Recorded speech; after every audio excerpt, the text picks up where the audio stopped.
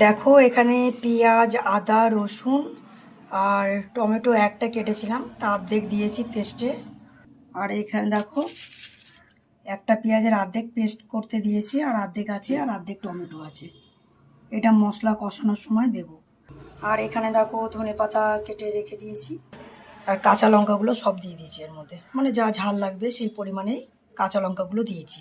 আর এখানে থেকে লবণ হলুদ মাখিয়ে মাছটা রেখে দিয়েছি, যতটা জল ছাড়া ছেড়ে যাবে, যেহেতু মাছে জল আছে, এই জলেই মাছ আমার সিদ্ধ হয়ে যাবে। যাই হোক, এবার এটা আমি পেস্ট করে নেব। দেখো মশলাটা আমি পেস্ট করে নিয়েছি, এবার রান্নার দিকে যাব। তেল গরম হয়ে গেছে, এখন আমি পেঁয়াজটা দিয়ে দেবো।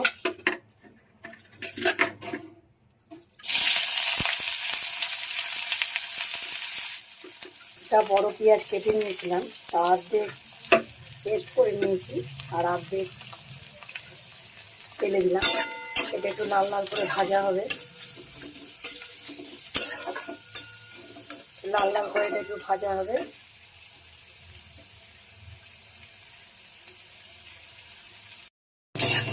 দেখো পেঁয়াজটা আমার ভাজা হয়ে গেছে, আর বেশি ভাজবো না।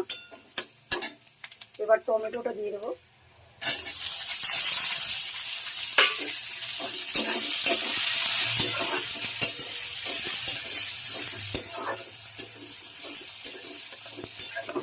দেখো মশলাটা দিয়ে দিয়েছি, এটা একটু হালকা করে ভাজা ভাজা হবে। তারপরে লবণ হলুদ আর একটু হালকা করে জিরে গুঁড়ো দিয়ে দেবো। দেখো লবণ হলুদ আর হালকা করে একটু গুঁড়ো জিরে দিয়ে দিয়েছি।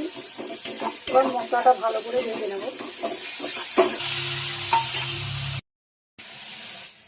এবার মাছগুলো সব এক এক করে তুলে দিয়ে দেবো।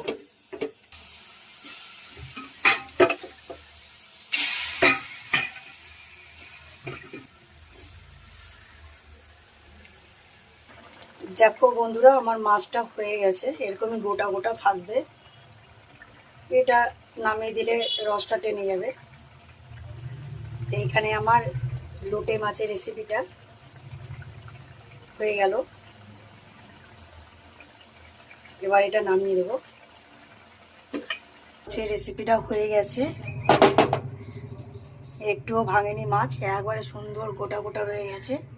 খেতে খুব দুর্দান্ত লাগে, আমার তো খুব ভালো লাগে, আমার মেয়েরও খুব ভালো লাগে।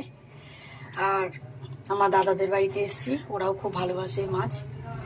তাই এখানে আমি আমার রেসিপিটা শেষ করছি। Bye bye.